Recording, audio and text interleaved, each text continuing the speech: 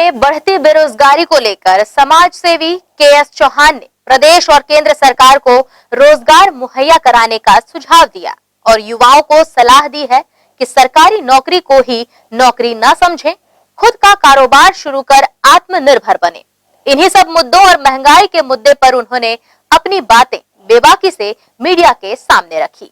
मेरे साथ भाजपा नेता हैं और समाज सेवी भी हैं के.एस. चौहान जी, जो हर मुद्दों को लेकर एक बेबाकी से अपने जवाब देते हैं और सवाल भी करते हैं, चाहे केंद्र सरकार हो या प्रदेश सरकार से। आइए बात करते हैं अभी जो वर्तमान में कोरोना महामारी के कारण जो बेरोजगारी बढ़ी है उसको लेकर क्या सोचते हैं। सर बताएंगे बेरोजगारी जो बढ़ी है उसको लेकर क्या सोचते हैं और क्या सुझाव देते हैं सरकार। देखिए, सरकार की ये जो योजना है, एक नई पे नई योजना, अभी गोधन न्याय योजना लेके आए हैं। ये अच्छी बात है, आप योजना लाइए, लेकिन पहले पुरानी योजनाओं को, पहले पुराने वादों को आप पूरा करिए। आज एसआई की भर्ती, पुलिस की भर्ती, शिक्षा की भर्ती, असिस्टेंट प्रोफेसर की भर्ती, 2500 का बेरोजगारी भत्ता, वो वादे कहाँ गए? और उसके बाद धूल झोंकने के लिए आप एक नया मुद्दा ले आए हैं, नया वादा ले आए हैं। देखिए, वादे अपने आप में सही और गलत नहीं होते, उसका उद्देश्य सही और गलत होना चाहिए, सही होना चाहिए उसका उद्देश्य। आप क्या चाहते हैं, क्या किस तरह का रोजगार सृजन हो सकता है? देखिए, इतिहास गवाह है दोस्त, आप वर्ल्ड में कहीं भी देख लीजिए, किसी भी क्षेत्र का, किसी भी राज्य का, किसी भी देश का विकास औद्योगिकरण से होता है। इंडस्ट्रियलाइजेशन से ही सिविलाइजेशन होता है, सिविलाइजेशन से ही अर्बनाइजेशन होता है। अगर वो तभी होगा जब शिक्षा और रोजगार हमारा पर्याप्त होगा। आज सरकार का, राज्य सरकार का ध्यान शिक्षा और रोजगार पे नहीं है। आज 20% सिर्फ इंटरनेट फैसिलिटीज ग्रामीण क्षेत्रों में। हमारे बच्चे कैसे ऑनलाइन एजुकेशन करेंगे इस कोविड-19 के समय में, कैसे कर पाएंगे? आज कनाडा, अमेरिका और दूसरे जगह की पढ़ाई वो कैसे पूरी कर पाएंगे? हर साल 1000 में सिर्फ एक बच्चा विदेश में पढ़ने जाता है। बाकी से जो शिक्षा है वो क्या यहाँ पर लेने की सबको हक नहीं है?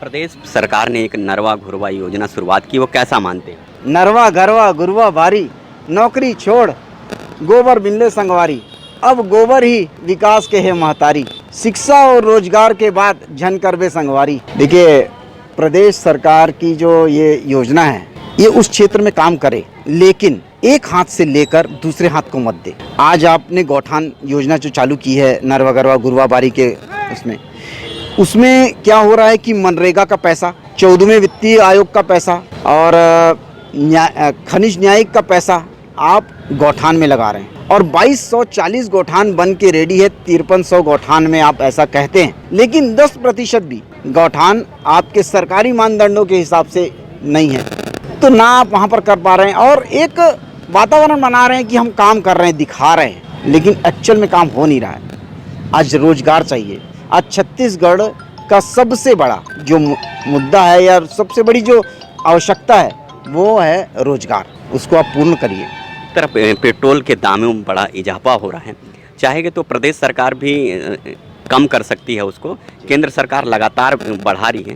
तो अगर केंद्र और प्रदेश की सरकार चाहेगी तो महंगाई भी कम होगा, पेट्रोल के भी दाम बढ़ेंगे, उसको लेकर क्या कहना? देखिए, पेट्रोल के जो दाम हैं वो एक केंद्र सरकार ने कर दिए, लेकिन केंद्र हर राज्य में वही दाम तो नहीं है, अलग अलग दाम है। जो राज्य सरकार है वो अगर दाम कम करना चाहती है तो अपने टैक्सेस कम करे। वैट टैक्स उन्होंने लगाया है, वैट टैक्स लगाया है ना, वो कम करे, दूसरे टैक्सेस कम करे। अगर आपको ऐसा लगता है कि उसके कारण महंगाई बढ़ रही है तो आप पहले ये करें। आप अपने टैक्सेस लगाए जा रहे हैं और केंद्र सरकार के ऊपर थोपे जा रहे हैं, दोनों तरफ से ताली दोनों हाथों से बजती है, तो राज्य सरकार को भी थोड़ा सोचना चाहिए। केंद्र सरकार ने भी रोजगार मुहैया कराने की वादा किया था, केंद्र के मोदी सरकार ने वादा तो किया था कि रोजगार हम भी मुहैया कराएंगे, लेकिन वो भी विफल हो गए, क्या कहें? देखिए, मैं वही बोल रहा हूँ ना, जो कोई भी चीज़ अपने आप में सही और गलत नहीं होती, उसका इंटेंशन सही और गलत होता है। एक बार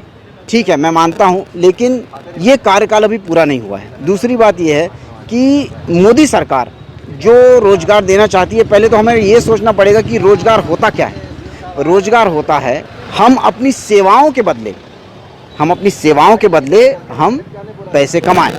रोजगार का मतलब ये नहीं होता कि आप सरकारी नौकरी ले, रोजगार का मतलब सिर्फ ये नहीं होता है कि आपको सैलरीड ही होना है, आपको अपने पैसे कमाने हैं। उसके कारण 20 लाख करोड़ का जो फंड दिया गया है उसमें इंडस्ट्रियलाइजेशन को ग्रो करने के लिए दिया गया है, जिससे लोगों को रोजगार मिले।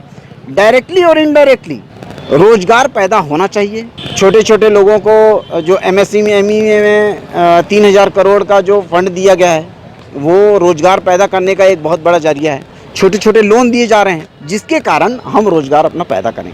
और रोजगार पैदा करने के लिए सिर्फ सरकार ही नहीं, हमें खुद भी अपना इंटरेस्ट लेना पड़ेगा। जब हम जागरूक होंगे, जागरूक तभी होंगे जब हम शिक्षित हैं। हमें अपना संसाधन यूज़ करना पड़ेगा, हमें अपने संसाधन यूज़ करने पड़ेंगे, तभी रोजगार की जो समस्या है वो कम होगी। ये आपने सुना, अच्छा सुझाव दिए कि आदमी सरकार पर ही निर्भर ना रहे, खुद चाहे तो स्वावलंबी और रोजगार मुहैया करा सकता है। ग्रैंड एशियन न्यूज़ के लिए कैमरामैन जितेंद्र साहू के साथ मैं हूँ रमेश भगत।